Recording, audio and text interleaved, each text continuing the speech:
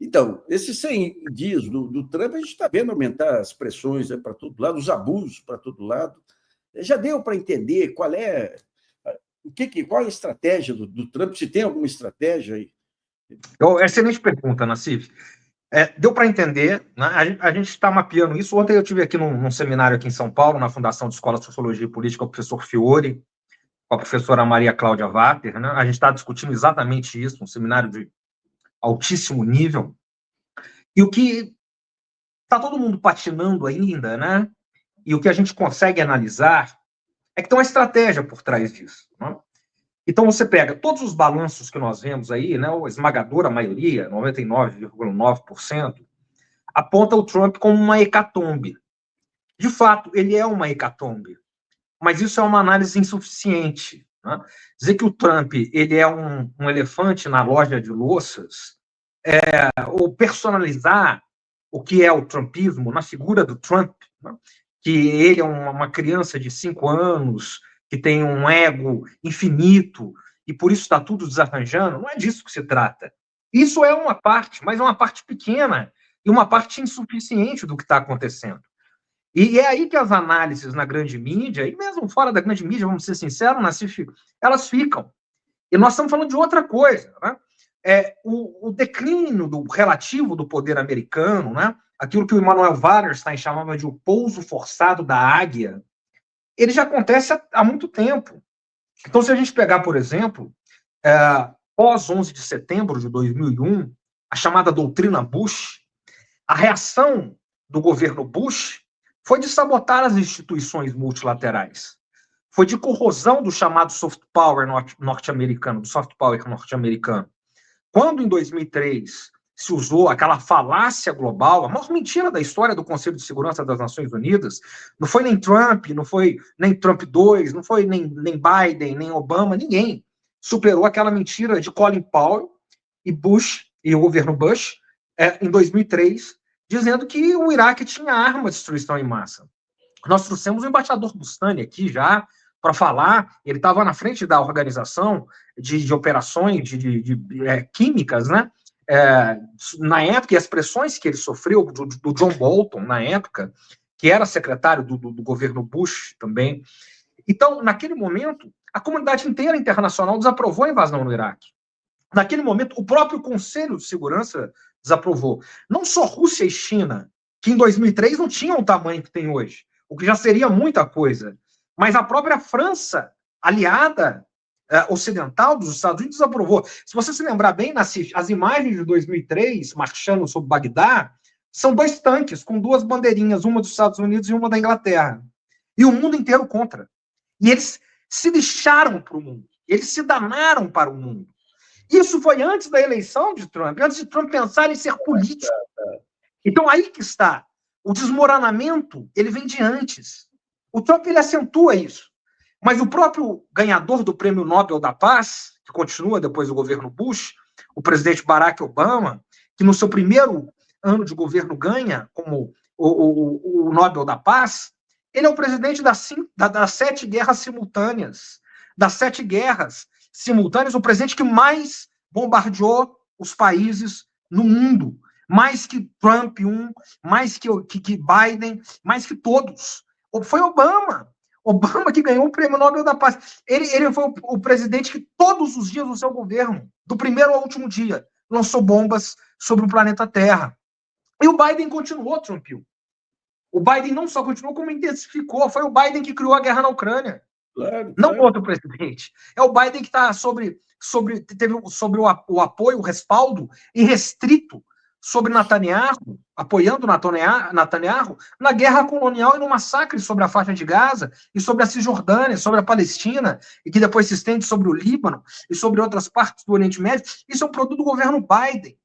Então, veja, esse unilateralismo explícito e belicismo acentuado dos Estados Unidos e se voltando contra as instituições multilaterais já vem de longe. O que o Trump faz? O Trump, ele explicita isso, ele personifica isso, ele assume isso, até com menos belicismo do que os democratas. Mas ele encara isso. E qual é a estratégia, Nassif? A estratégia é clara, e aqui está a resposta à pergunta, né? É colocar tudo contra a China. Então, atrás do pacifismo do Trump, veja, há nuances, não é tudo cinza. Trump é um pacifista também, porque ele propõe a paz na Ucrânia. Atrás dessa estratégia pacifista está a ideia de jogar a Rússia, integrar a Rússia com a Europa, voltar ao regime de petróleo barato para a Europa, trazer a economia russa integrada com a economia europeia e isolar definitivamente a China. Porque ele entende que só isolando definitivamente e completamente a China, eles podem disputar o século XXI para que o século XXI não seja o século chinês. Essa é a estratégia.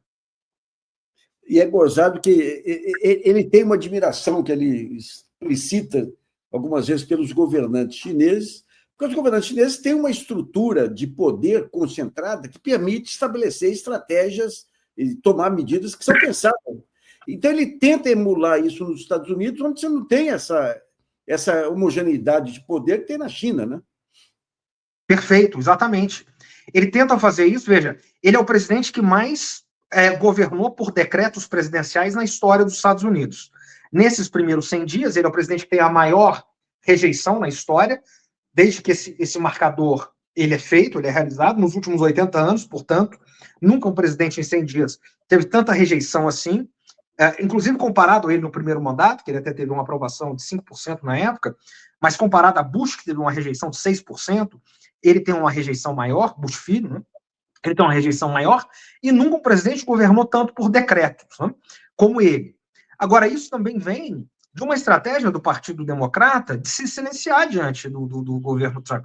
O Partido Democrata, ele assume uma estratégia antagônica, oposta ao que eles fizeram no primeiro governo Trump. O primeiro governo Trump, antes mesmo de Trump assumir, eles fizeram muito barulho, porque o Trump perdeu no voto popular e ganhou no colégio eleitoral, nessa distorção bizarra daquela que é dita como a maior democracia do mundo.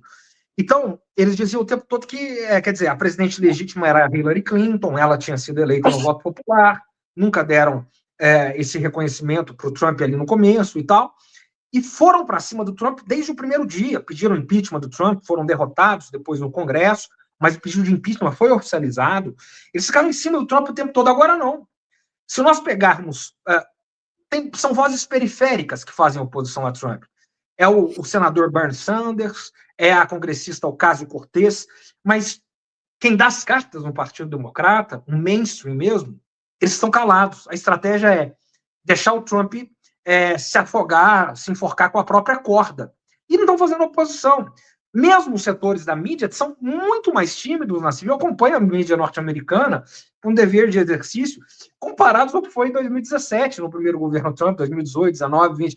Eles estão muito mais tímidos. Veja, o Jeff Bezos, né, o bilionário Jeff Bezos, dono da Amazon, que comprou o Washington Post, que era um jornal crítico ao Trump lá atrás, e se tornou um jornal pró-Trump, assumidamente pró-Trump nas últimas eleições. O Jeff Bezos fez uma propaganda agora na Amazon, né, estava rolando uma propaganda, mostrando os impactos das tarifas, do tarifaço no bolso do consumidor. O Trump pegou o telefone e ligou diretamente para o Bezos, para nenhum intermediário, e falou para ele tirar, né, pediu gentilmente para ele tirar a propaganda. O Bezos imediatamente tirou. Então, aí está a admiração pelos chineses, que você está dizendo, né? É eliminar o contraditório, é eliminar a oposição, é silenciar a academia, silenciar as forças contrárias, e aí vem a admiração que também está pelo Putin, que também está pela China. Agora, a grande contradição é que os Estados Unidos se fizeram como farol do mundo através das suas forças democráticas. Os chineses e os russos, isso é tão difícil explicar para o público nosso aqui, ocidental, né? Não o público do GGN, obviamente, o público do Ocidente periférico, do Ocidente como um todo, que os chineses e os russos não ligam para a democracia. Eles são de uma outra cosmovisão. Tem outros valores antes da democracia para eles, não para nós. E muito menos para os Estados Unidos, que levam isso a sério. Então, mas agora, digamos, ele começa a invadir a área da justiça. Aqui no Brasil nós temos um exemplo claro. O Supremo, que ajudou a desmontar as instituições ao longo de toda a década de 2010, e quando vem o Bolsonaro e bate nas atribuições da justiça, do Supremo, o Supremo assume uma posição contrária. Isso pode acontecer nos Estados Unidos com a Suprema Corte, que hoje é fundamentalmente conservadora? Sem dúvida, Nassif. Pode acontecer, é uma tendência que aconteça, mas ainda não aconteceu na Suprema Corte, por exemplo. Acontece na Justiça num nível de primeira instância, num nível mais baixo.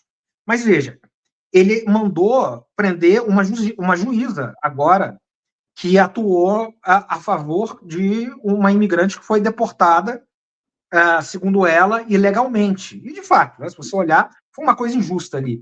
Mas ele mandou prender. Então, ele vem, por mais que a impopularidade dele esteja alta agora, porque uma coisa é o que as urnas determinam. Outra, porque é uma coisa que não é falada aí agora também. Outra coisa é o que os institutos de pesquisa dizem.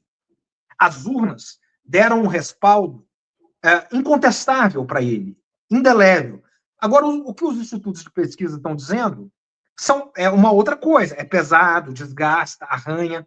Então, a minha hipótese, eu tenho repetido isso, é que ele vai ter desgaste com a justiça, mas a grande adversidade dele, a hora que ele vai ter o vento contrário, de fato, vai ser daqui 2 anos, agora menos, quase 1 ano e meio, quando vai haver as eleições de meio de mandato. Lá é diferente do Brasil. Lá tem as eleições, que eles falam de middle term, que tem o meio de mandato, em que se renova o Congresso e o Senado. E nessas eleições há uma tendência histórica que o presidente já tem uma tendência histórica, estrutural, que o presidente ele venha a perder a maioria. E no caso do Trump, que tem um governo tão polêmico, e com essa rejeição tão alta, as coisas vão piorar, tende a piorar. Por quê? Qual que é a chave, Nassif, de análise? A chave de análise é por que o Trump foi eleito? O Trump foi eleito por causa da inflação. A economia não estava ruim no governo Biden. O Biden retomou o crescimento, retomou o emprego, retomou a renda. A questão é, claro, empregos de má qualidade, mas tudo isso foi retomado, esses índices. O que tem na sua abertura aí é para o presidente Lula ficar de olhos abertos, porque parece essa história lá. Nós retomamos crescimento, retomamos renda e tudo isso. Só que a inflação continuou persistente lá. Só que o Trump não vai recuperar a inflação, não vai combater a inflação. Por quê? Exatamente. Porque as tarifas elas vão aumentar a inflação. E é isso que tem sido feito. O tarifaço impacta a inflação, que também impacta os juros. Então daí quando a gente vai olhando essas mexidas dele, setores que eram favoráveis a ele, porque no começo ninguém foi afetado ainda. Daí ele solta começa a jogar bomba no lago, começam a se formar as ondas. Por exemplo, o Jeff Bezos, que foi vergonhoso o que ele fez com o Washington Post lá atrás, tudo, essa adesão a Trump, sente na Amazon. A Amazon começa a sentir isso aí. Quando você olha as universidades, essa reação de Harvard vai feito onda também aí para outros lugares. E a falta de resultado imediato, por mais que ele possa atuar, se fosse trazer a indústria de volta, que eu acho que não é nem a intenção dele aí, isso aí é um efeito para 2, 3 anos. Né? Então, ele fez toda a maldade no começo, mas a bondade não vai chegar a curto prazo. Esse é